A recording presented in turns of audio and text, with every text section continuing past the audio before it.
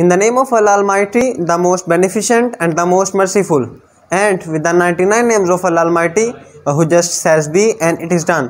Dear students, today our topic is related to the methods of liquefaction. In last lecture we discussed liquefaction of gases. हमने last lecture में देखा था कि किस तरह से गैसेस को लिक्विड की फॉर्म में चेंज किया जा सकता है, यानी उसको किस तरह से लिक्विफाई किया जाता है, वो लिक्विफाई करना होता क्या है। लेकिन आज के लेक्चर में हम उसी लिक्विफेक्शन के मेथड्स को डिस्कस करेंगे कि वो कौन कौन से मेथड्स हैं जिससे हम प्रैक्टिकली उस गैस को लिक्विड के अंदर कन्वर्ट कर सकें, यानी उसकी लिक्विफेक्शन कर सकें। अब यहाँ पर मैं आपको स्टार्ट में बताता चलूँ कि जो लिक्विफेक्शन ऑफ गैसेस है उसके बहुत सारे मेथड्स होते हैं, जिनमें फैराडे लॉ है और एक ये जो लिंड्स मेथड है। लेकिन जो हमारा फैराडे लॉ और भी मेथड्स हैं, लेकिन जो डिस्कस्ड हमारे बुक में है that is Linde's method of liquefaction of gases. हम अपनी बुक में लिंड्स मेथड को डिस्कस करेंगे, लेकिन उससे पहले देख लेते हैं कि ये लिंड्स मेथड किस प्रिंसिपल के ऊपर काम करता है। सो इसका जो प्रिंसिपल होता है दैट इज़ जोल-थॉम्सन इफेक्ट।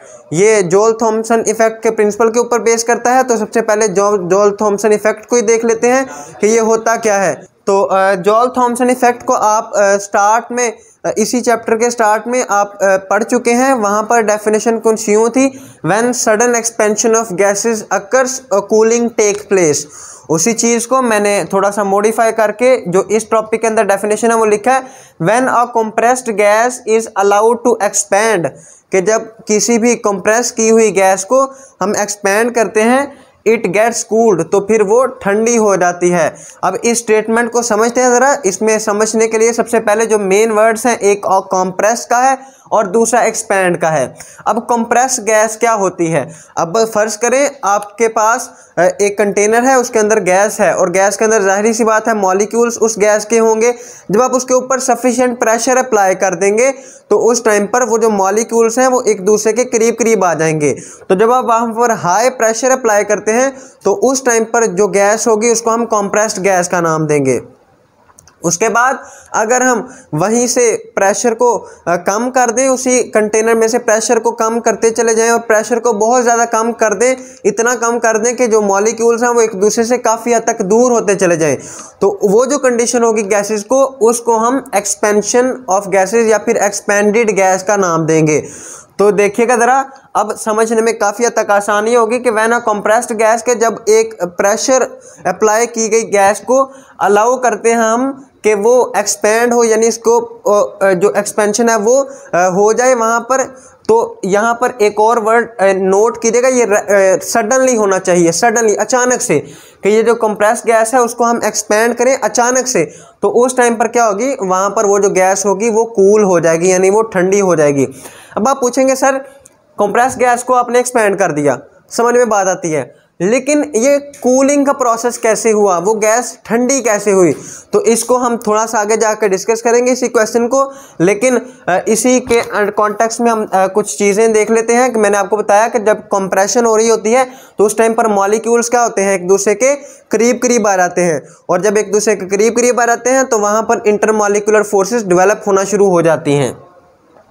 इसी तरह अगर हम एक्सपेंशन की बात करेंगे तो वहाँ पर मॉलिक्यूल्स क्या होंगे, क्योंकि एक्सपेंशन किया है, प्रेशर को बहुत ज़्यादा कम कर दिया है, जब प्रेशर को कम करेंगे तो फिर वो जो मॉलिक्यूल्स होंगे वो एक दूसरे से दूर होते चले जाएंगे, और जब दूर होंगे तो वहाँ पर जो इंटरमॉलिक्यूलर फोर्सेस हैं वो वीक होती चली जाएंगी। अब उसके बाद अगर हम बॉन्ड फॉर्मेशन की बात करें, yes these are the 2 points, bond formation and bond breakage. यही वो 2 पॉइंट्स हैं जो हमें इस क्वेश्चन का आंसर करेंगे कि क्यों ये जो गैस है ये कूल हुई है। तो अब समझिएगा ज़रा कि बॉन्ड फॉर्मेशन जब भी होगी वहाँ पर जो एनर्जी होगी वो रिलीज ही होगी, और उसको कुछ इस तरह से समझिए, अगर फ़र्ज़ करें मेरे पास एक ये एटम है और एक ये एटम है, जब इन दोनों के दरमियान बॉन्ड बनेगा तो एक दूसरे की तरफ ये अट्रैक्ट होंगे, जब एक दूसरे की तरफ हाईली अट्रैक्ट होकर बॉन्ड बनाएंगे तब यहाँ पर एनर्जी क्या होगी, रिलीज होगी, एनर्जी क्या होगी यहाँ पर रिलीज होगी। और अगर फ़र्ज़ करें इसी बने हुए बॉन्ड को अगर मैं तोड़ना चाहूँ जब मैं इसी बने हुए बॉन्ड को तोड़ूंगा तो मुझे अपने पास से एनर्जी देनी पड़ेगी इस बॉन्ड को तोड़ने के लिए। तो जब मैं अपने पास एनर्जी दूंगा इस बॉन्ड को तोड़ने के लिए तो वहाँ पर हम कहेंगे कि यहाँ पर एनर्जी एब्जॉर्ब हुई है।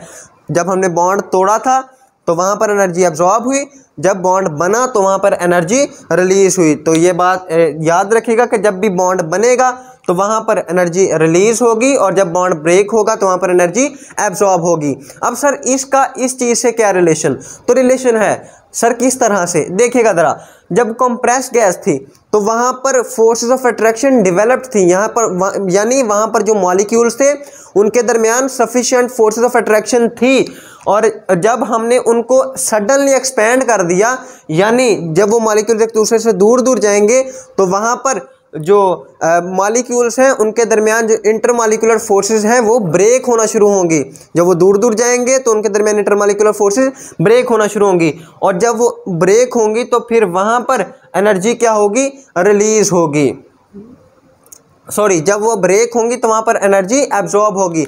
अब रिलीज होने का मतलब क्या है? अब इस एनर्जी के रिलीज होने का मतलब है कि जो एनर्जी है that is in the form of heat. ये किसकी शक्ल में है? हीट की फॉर्म में है। और ये भी एनर्जी किसकी फॉर्म में है? हीट की फॉर्म में। अब देखें, जब एनर्जी रिलीज हुई तो उस टाइम पर क्या ये हीट ज़्यादा नहीं होगी? जी सर बिल्कुल, ये हीट उस टाइम पर ज़्यादा होगी, क्योंकि heat is a form of energy. Energy की एक शक्ल है हीट। तो जब एनर्जी ज़्यादा होगी, रिलीज होने का मतलब ज़्यादा होना। एनर्जी ज़्यादा हुई तो हीट भी क्या होगी? ज़्यादा। मतलब उस गैस का टेम्परेचर उस वक्त इंक्रीज कर जाएगा, वो गैस गर्म हो जाएगी, उसका टेम्परेचर इंक्रीज कर जाएगा। और जब एनर्जी एब्जॉर्ब होगी, और वो केस कब होगा? जब बॉन्ड ब्रेक होंगे। जब एनर्जी एब्जॉर्ब होगी तो फिर हीट में क्या आएगी? कमी आएगी, यानी हमें एनर्जी नहीं देनी पड़ेगी। हम एनर्जी देंगे, वो जो कंटेनर होगा उसके अंदर एनर्जी क्या होगी? In the form of heat, वो कम होती चली जाएगी। और जब ये एनर्जी कम होगी तो वहाँ पर हीट कम होगी तो टेम्परेचर कम होगा। जब टेम्परेचर कम होगा तो फिर वो गैस कूल्ड होगी। तो ये बात साबित हुई कि देखें, जब बॉन्ड फॉर्म्ड थे तो वहाँ पर क्या थी? हीट ज़्यादा। जो ही बॉन्ड ब्रेक होना शुरू हुए, और ये बॉन्ड ब्रेक कब होना शुरू है? जब हमने एक्सपेंशन करवाई, मॉलिक्यूल्स एक दूसरे से दूर दूर गए तो बॉन्ड ने ब्रेक होना शुरू हुए। जब बॉन्ड ब्रेक होना शुरू हुए तो एनर्जी एब्जॉर्ब हुई। जब एनर्जी एब्जॉर्ब हुई तो हीट क्या होगी? कम होगी, और वो गैस कूल्ड डाउन हो गई। तो इस बात को ज़रा गौर से समझिएगा जो मैंने आपको बताया। इसको वीडियो को पॉज करके दोबारा से देखिएगा, इसको समझिएगा कि किस तरह से ये गैस कूल्ड होती है। उसके बाद ये जो था जॉल थॉमसन इफेक्ट, ये बेसिक प्रिंसिपल था जिसके ऊपर ये जो लिक्विफेक्शन का मेथड है ये डिपेंड करता है। अब हम इस मेथड को प्रैक्टिकली देखते हैं कि ये मेथड किस तरह से अप्लाई हम करते हैं। लिंड्स मेथड ऑफ लिक्विफेक्शन, इसकी हम सबसे पहले पर्पस देख लेते हैं किसके लिए किया जाता है। ये लिक्विफेक्शन ऑफ गैसेस के लिए किया जाता है, मतलब जो गैसेस होती हैं उसको लिक्विड में कन्वर्ट करने के लिए। कंस्ट्रक्शन की तरफ चलें तो यहाँ पर हम एक अपरेटस को यूज़ करते हैं जिसमें आपको एक कंप्रेसर दिखाई देगा, दूसरे नंबर पर आपको एक रेफ्रिजरेटिंग लिक्विड दिखाई देगा जो कि मैंने यहाँ पर ये रिप्रेजेंट किया है, रेफ्रिजरेटिंग लिक्विड। उसके बाद आपको एक जेट दिखाई देगा, ये जो लास्ट पर है, और उसके बाद एक एक्सपेंशन चैम्बर जिसके अंदर ये जो सारा प्रोसेस है, ये इतना जो पार्ट है दैट इज एक्सपेंशन चैम्बर। ये कुछ इसके पार्ट्स हैं। और जो कंप्रेसर होगा उसका काम एयर को कंप्रेस करना होगा, मतलब मॉलिक्यूल्स को एक दूसरे के करीब लाना होगा और इंटरमॉलिक्यूलर फोर्सेस को डेवलप करवाना होगा। और कंप्रेसर जो है वो ऑलमोस्ट 200 ATM तक प्रेशर अप्लाई कर देता है। 200 ATM प्रेशर अप्लाई करेगा ताकि मॉलिक्यूल एक दूसरे के करीब आ सकें। रेफ्रिजरेटिंग लिक्विड का पर्पस पूछेंगे कि सर इसका पर्पस क्या होता है, तो इसका पर्पस जो गैस होगी जो कंप्रेसर के बाद गैस आएगी वहाँ पर वो उस वक्त गर्म होगी, उसको ठंडा करना इस रेफ्रिजरेटिंग लिक्विड का मकसद होगा। बाकी जेट का और एक्सपेंशन चैम्बर का मकसद हम यहीं पर ही देख लेंगे। तो अब चलते हैं इसकी वर्किंग की तरफ। इसके वर्किंग में क्या होगा, सबसे पहले हमारे पास एक कंप्रेसर है। अब ये जो कंप्रेसर है इसके अंदर हम बाहर से फ्रेश एयर एंटर करेंगे और वहाँ पर ये जो एयर एंटर करेंगे इसका प्रेशर क्या होगा, नॉर्मल प्रेशर, मतलब 1 ATM। ये जो इसका प्रेशर होगा that will be 1 atm of fresh air का जो प्रेशर होगा। अब जो ही कंप्रेसर के अंदर गैस गई, कंप्रेसर के अंदर जाएगी गैस, ये कंप्रेसर उन मॉलिक्यूल्स को कंप्रेस करना शुरू करेगा। जब वो उनको कंप्रेस करेगा तो वहाँ पर वो जो मॉलिक्यूल्स हैं वो एक दूसरे के साथ ज़्यादा रैंडमली कोलाइड करना शुरू करेंगे। जब वो कोलाइड करना शुरू करेंगे तो वहाँ पर हीटिंग इफेक्ट पैदा हो जाएगा, यानी वो जो गैस के मॉलिक्यूल्स हैं वो हीट अप हो जाएंगे। और आपने कभी प्रैक्टिकली देखा भी होगा कि जो रेफ्रिजरेटर्स होते हैं उनके पीछे वो जो कंप्रेसर है वो लगा हुआ होता है जो कि गर्म होता है जब वो चल रहा होता है। वो क्यों? क्योंकि उसके अंदर गैस के मॉलिक्यूल्स होते हैं जो कि रैंडमली कोलाइड कर रहे होते हैं और उनके कोलिजन के नतीजे में वहाँ पर हीट प्रोड्यूस होती है। अब फ्रेश एयर जिसका प्रेशर 1 atm था, इसको हमने कंप्रेसर के अंदर भेजा। अब इस कंप्रेसर के अंदर जो प्रेशर होता है मैंने आपको बताया वो कितना होता है 200 atm, यानी ये इस फ्रेश एयर को 200 atm तक कंप्रेस कर देगी। अब ये जो कंप्रेस्ड गैस होगी, कंप्रेस्ड एयर होगी, ये गर्म होगी। मैंने आपको रीज़न बता दी, ये गर्म होगी। अब ये गर्म होके हमने इसको ज़रा ठंडा करना है, तो इसके टेम्परेचर को कम करने के लिए यानी ठंडा करने के लिए हम क्या करेंगे, यहाँ पर एक रेफ्रिजरेटिंग लिक्विड का यूज़ करेंगे जो कि इस यहाँ से पास होने वाली कंप्रेस्ड एयर को कूल डाउन करेगी। अब ये वाली एयर यहाँ से पास होगी, उसके बाद यहाँ पर एक हमारे पास स्पाइरल ट्यूब होगी। ये वाला जो चैम्बर है इसको हम एक्सपेंशन चैम्बर का नाम देते हैं। इस एक्सपेंशन चैम्बर के अंदर एक स्पाइरल ट्यूब होगी जहाँ से ये कंप्रेस्ड गैस पास करेगी और इसी स्पाइरल ट्यूब के लास्ट पर एक नोज़ल सी होगी जिसको हम जेट का नाम देते हैं। इस नोज़ल को हम जेट का नाम देते हैं जहाँ से इसने पास होना है। अब आप पूछेंगे कि सर इस जेट का क्या मकसद है? बाकी तो समझ आ गई सारे ऑब्जेक्ट्स की, आपने कहा जेट का मकसद बताऊंगा, तो जेट का मकसद सुनिएगा। जेट में से जब मॉलिक्यूल्स ऑफ एयर पास करेंगे तो देखिए जेट की जो नोज़ल है वो क्या है, वेरी थिन, बहुत बारीक सी है। तो ये मज़ीद मॉलिक्यूल्स को क्या करेगा, एक दूसरे के करीब करीब ले आएगा। जब यहाँ से पास करेंगे तो जब वो मज़ीद एक दूसरे के करीब करीब ले आएगा तो वहाँ पर वो मज़ीद कंप्रेस करवाएगा। और जब मॉलिक्यूल्स एक दूसरे के करीब आएंगे तो फिर जब वो बाहर निकलेंगे तो फिर वो सडनली एक्सपैंड होंगे, अचानक से एक्सपैंड हो जाएंगे। और जब अचानक से एक्सपैंड होंगे तब यहाँ पर जो कूलिंग इफेक्ट है वो प्रोड्यूस होगा। तो अब यहाँ पर ये कंप्रेस्ड गैस आई, यहाँ से रेफ्रिजरेटिंग लिक्विड ने इसको थोड़ा सा ठंडा किया, उसके बाद ये स्पाइरल ट्यूब से पास की और जेट से, ये नोज़ल जेट से बाहर निकल गई। और यहाँ से जब बाहर निकली तो एक्सपेंशन हुई और इसका टेम्परेचर काफ़ी हद तक कम हो गया और ये कूल डाउन होगी। अब ये वाली जो गैस है ये यहाँ से मूव करेगी, अगेन हम इसको इसी कंप्रेसर के अंदर भेजेंगे और फिर से इसको प्रोसेस को बार बार रिपीट करते चले जाएंगे।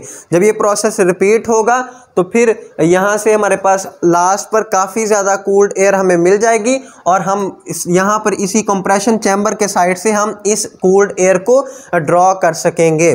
तो अब इसकी प्रैक्टिकल एप्लीकेशन भी सुन लीजिएगा। आप घरों में एसी वगैरह यूज़ करते हैं, एयर कंडीशनर, वहाँ पर भी कुछ ऐसा ही होता है कि वहाँ पर ये जो कंप्रेस्ड एयर है उसी को यूज़ करते हुए उसी को कूल डाउन करते हैं और जो ठंडी एयर है वो पैदा होती है। इसके अलावा अगर आप अपने फेस की कुछ शेप इस तरह से करें कि ये जो आपका लिप्स वाला एरिया है इसको मिनिमम कर दें, कम से कम रख के जब आप एयर बाहर निकालेंगे तो फिर उस टाइम पर जो कंप्रेशन है वो होगी और जब वो बाहर निकलेगी तो वहाँ पर एक सडन एक्सपेंशन होगी जिसकी वजह से आपको हवा जो है वो ठंडी लगेगी।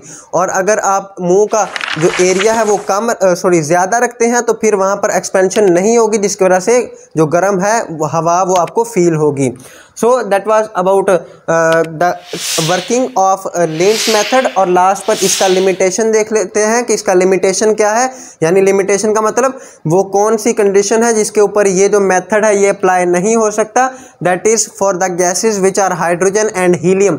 अब इस हाइड्रोजन का और हीलियम का जो मैस है और साइज़ है वो पहले ही बहुत ज़्यादा कम होता है जिसकी वजह से ये कंप्रेस नहीं हो सकेंगी और जब ये कंप्रेस नहीं हो सकेंगी तो फिर हम इनको लिक्विफाई भी नहीं कर सकेंगे। सो that was all about for the liquefaction of gases. Thank you so much. Allah.